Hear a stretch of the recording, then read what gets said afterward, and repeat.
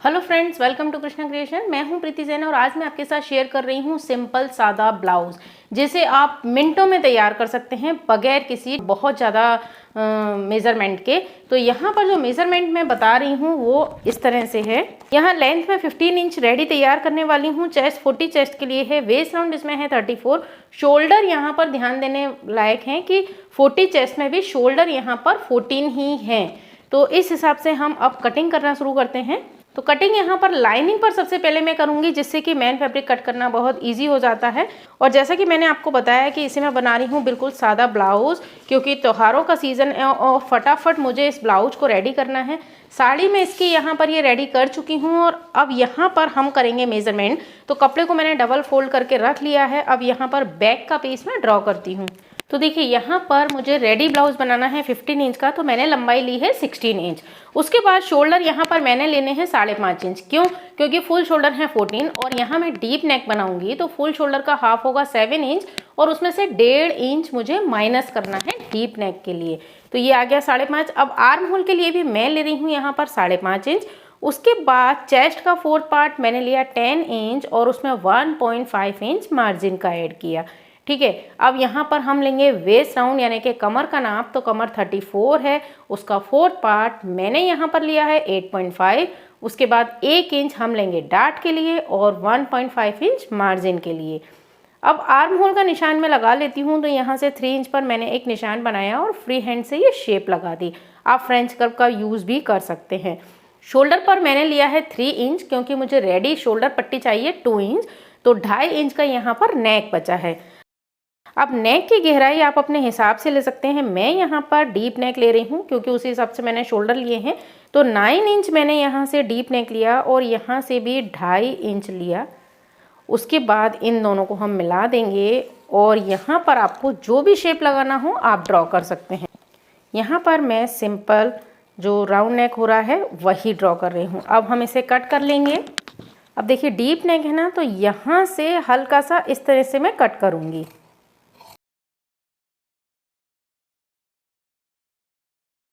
तो यहाँ पर बैक का पीस मैंने कट कर लिया है और अब इसे रखेंगे हम अपने फ्रंट के पीस के लिए।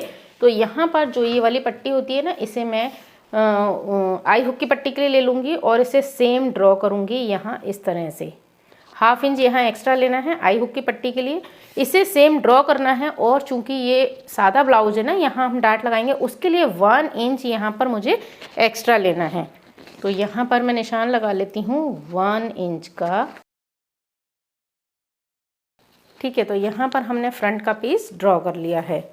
अब यहाँ पर देखिए नेक आपको लेना है जो भी आप जितना कंफर्टेबल हो पहनने में। मैं यहाँ पर 6 इंच का नेक ले रही हूँ और इसके साथ ही मैं यहाँ पर राउंड नेक लगा दूंगी, क्योंकि मैं फ्रंट में भी यही शेप बना रही हूँ। ठीक है, ये हो गया नेक का निशान। अब आर्म होल के लिए यहाँ पर इस तरह से मैं शेप लगा दूंगी। अब कमर का हम निशान लेंगे। तो कमर यहाँ पर है 34, उसका 4th पार्ट होगा 8.5। 8.5 में हम 3 इंच की यहाँ डार्ट लगाएंगे और उसके साथ 1.5 इंच मार्जिन के लिए। तो ये मार्जिन को मैं यहाँ से मिला देती हूँ। चूँकि यहाँ पर भी एक डार्ट आएगी तो हल्का सा आप यहाँ पर भी ले लें 1/2 इंच के बराबर का। ये देखिए ये हो गया कमर का नाप। अब यहाँ पर मैं ये फ्रंट पीस को भी कट कर लेती हूँ।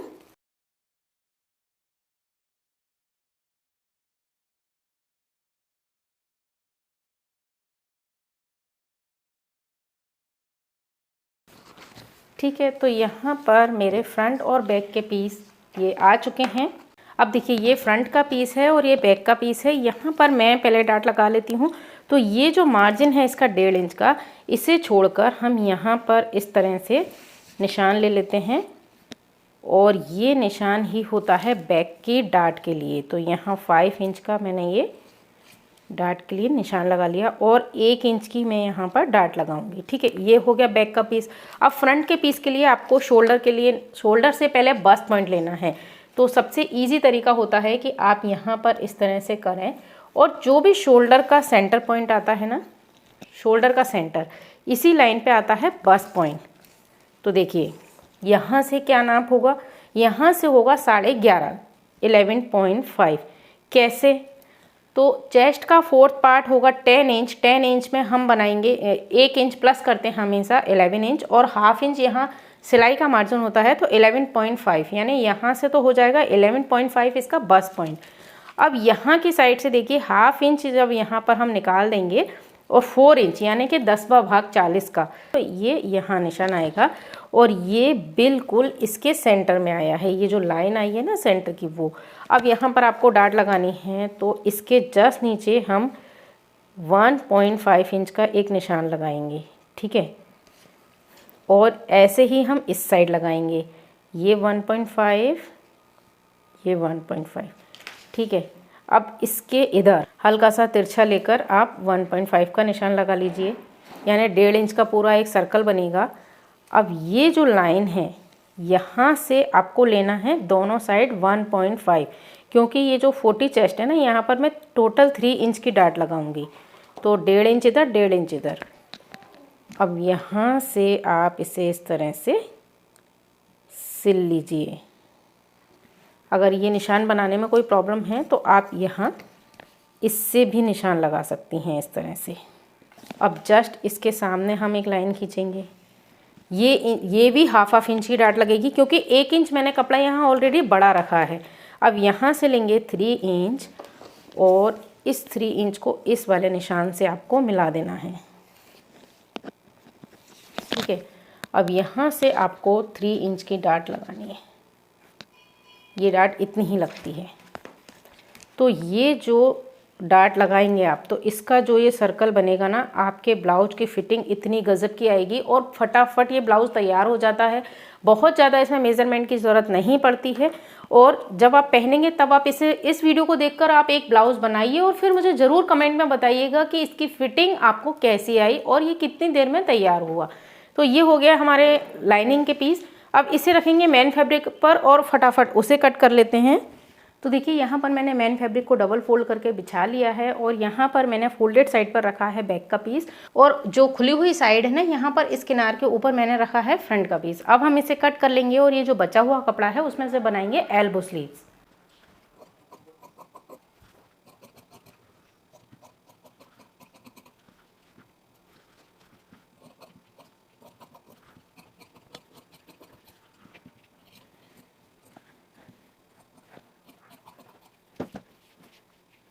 अब जो बचा हुआ कपड़ा है इसमें से आपको निकालना है स्लीव्स। तो सबसे पहले हम देखेंगे कि इसकी चौड़ाई कितनी है, या हमें इसमें कहीं जोड़ तो नहीं लगाना पड़ेगा। तो इसे मैं यहाँ से एक सा कर लेती हूँ।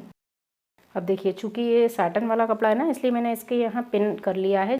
तो यहाँ पर इसकी जो चौड़ाई है वो है 10.5 इंच, हमको चाहिए 10 इंच।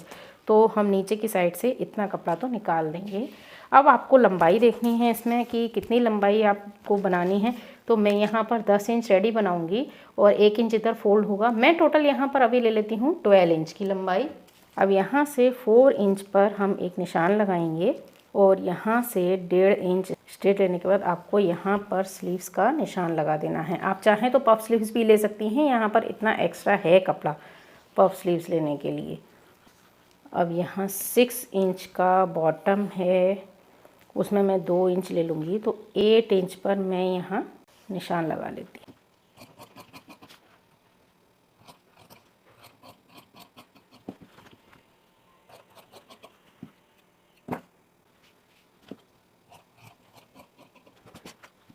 तो देखिए इस तरह से ये स्लीव्स भी कट हो गई है मेरी। तो आप चाहें तो यहाँ पर लाइनिंग लगाएं और आप चाहें तो इस तरह से सिंपल भी स्लीव्स बना सकती हैं। साटन हैवी कपड़ा होता है, लेकिन आप यहाँ पर इंटरलॉक जरूर करा दें क्योंकि इसमें से धागे बहुत निकलते हैं। तो यहाँ पर ब्लाउज की कटिंग कंप्लीट हो चुकी है। अब आपको सिंपल इसे बनाने के लिए क्या करना है, अब यहाँ पर पहले हम एक कैनवास की पट्टी काट के गले पर चिपका लेंगे और ये चीज़ मैं दोनों साइड करूँगी जिससे कि मैं गले को पलट कर बना लूँगी और मुझे कोई दिक्कत नहीं होगी।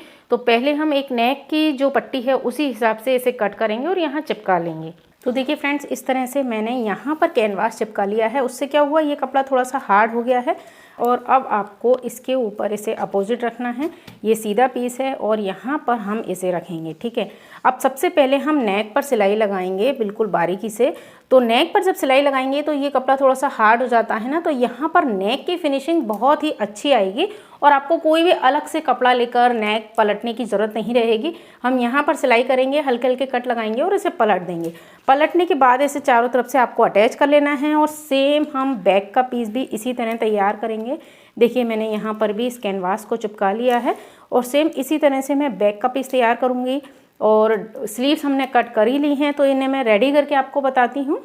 तो फ्रेंड्स यहाँ पर मैंने बैक के पीस को जो कैनवास लगाया था ना, वहाँ से पलट कर तैयार कर लिया है। तो देखिए जब यहाँ कैनवास है तो इसकी फिनिशिंग कितनी अच्छी आई है, जबकि ये साटन का फैब्रिक है। ठीक है, तो ये बैक का पीस मैंने रेडी कर लिया है। इसमें यहाँ पर 2 डाट लगाकर नीचे से भी फोल्ड कर लिया है और यहाँ से भी चारों तरफ से इसे अटैच कर लिया है। तो ये बैक का पीस रेडी है।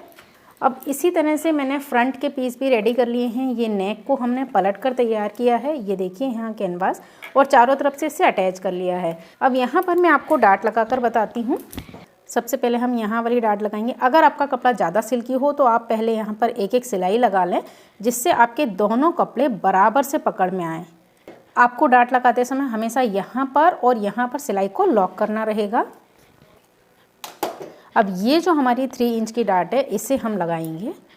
तो दोनों को इस तरह से आपको मैच करना है। तो यहाँ मैंने सिलाई को लॉक किया है दोनों साइड से।